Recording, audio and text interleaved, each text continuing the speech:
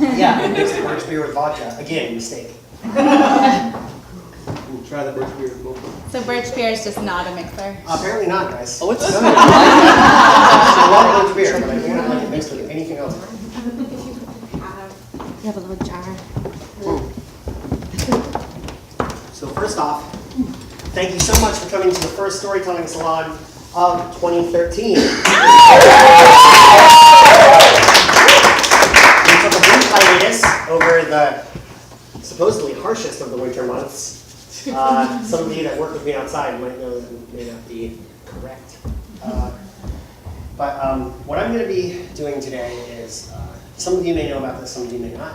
I'm working on trying to put together a one-man show that is about my issues with relationships and how I have so many of them. Not relationships, issues.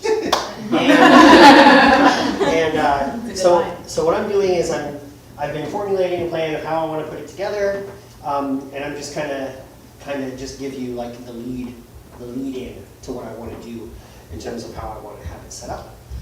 Just to give you a little bit of background, I come from a family that is, for lack of a better term, broken, and that had a huge impact on how I go about relationships and how I deal with that.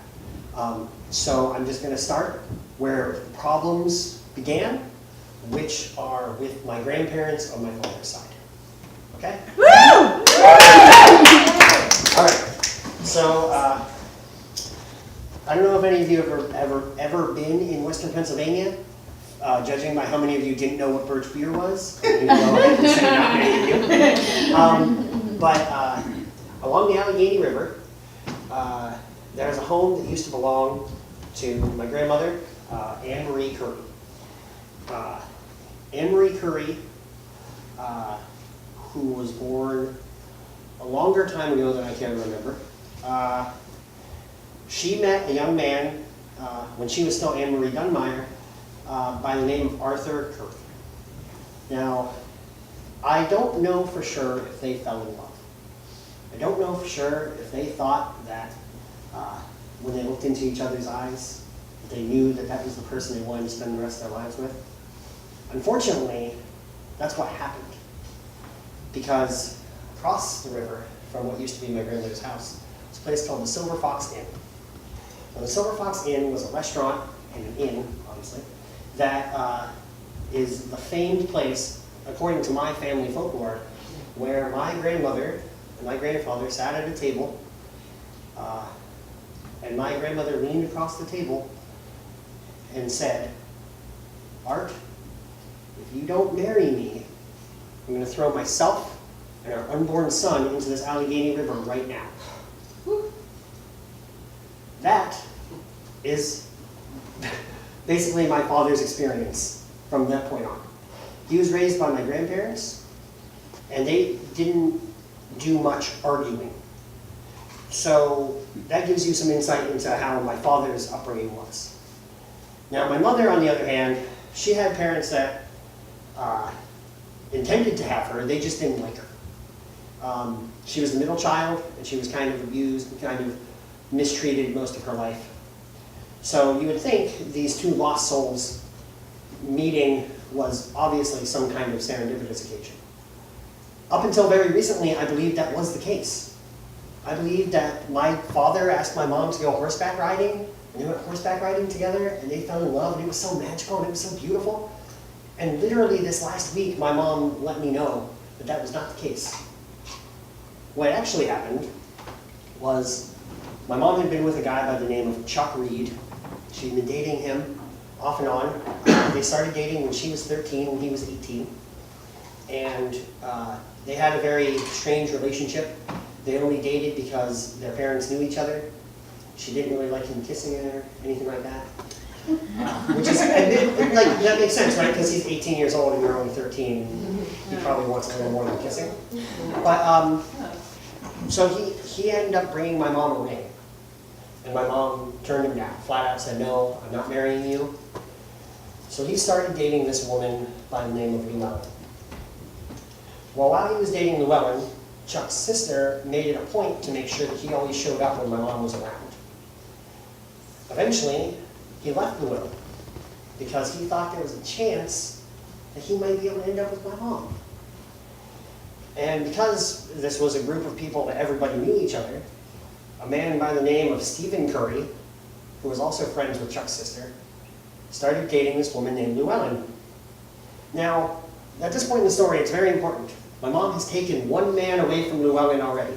This is an important part of the story. So already, this guy broke up with Llewellyn on the off chance that maybe mom would decide, this would be worth it to be with him again, but it wasn't. But they ended up going to Chuck's sister's house, Linda, and my understanding of the story is romantic. Oh, let's go horseback riding together. Oh, it's going to be beautiful. They're going to fall in love. It's wonderful. What actually happened was my mother had a horse staying at Linda's house. And my dad came out on the porch and insisted that she didn't know what the hell she was doing, and she was going to hurt herself if she tried playing any more with that animal. My mom then proceeded to tell him to shut up and left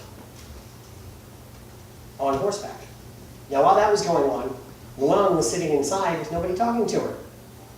But my dad stood out on the porch and watched my mom ride the horse up and down the trails and the paths behind Linda's house.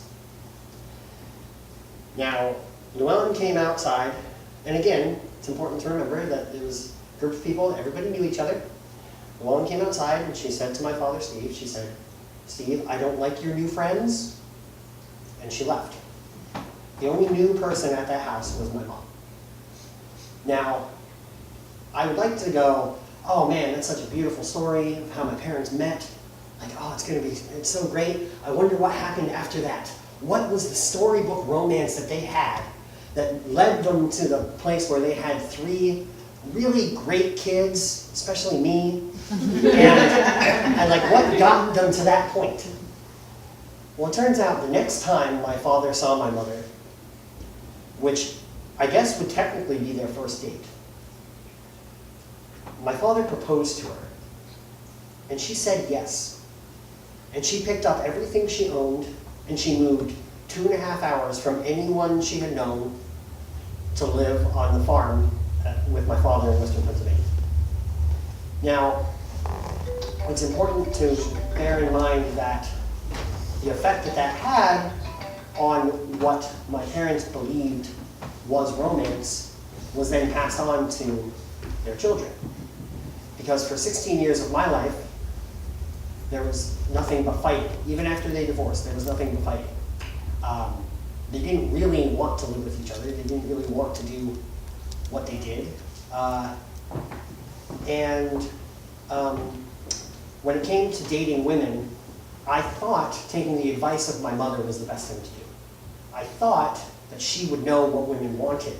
Which doesn't make sense because she went on one date with this guy and got married to him. So she didn't really have any kind of like point of reference for what women wanted, quite honestly. So she gave me the like standard shtick of like, be romantic. Be romantic in everything you do. And so help me, don't end up like your father. Don't end up like your father. You need to be a good husband. You need to be a good father. And when you find somebody, you're going to love them, you're going to take care of them, and that's going to be it. You're going to find one person, and that's going to be it. So of course, that was always my end game. I was like, I'm going to make some woman fall deliriously in love with me, and then we're going to get married, and then we're going to have kids, and that's it. That's it. Just one. I only need one. I don't need to work at this. But the tools I had in hand were like, oh, okay, well, some of my English teachers in 5th grade think I'm pretty good at writing poetry. Oh, that's something that women want, right? In 5th grade, women want, well, girls want poetry written about them during like school lunch. Like they want you to write poetry about them. And then me, as a person, I really wanted my friend Kevin to pick up my notebook and run and drop it in front of Kim Becker and run away. That's from Mark. I really wanted that. I really wanted to confess my like saturation of love that was in my heart for Rachel James.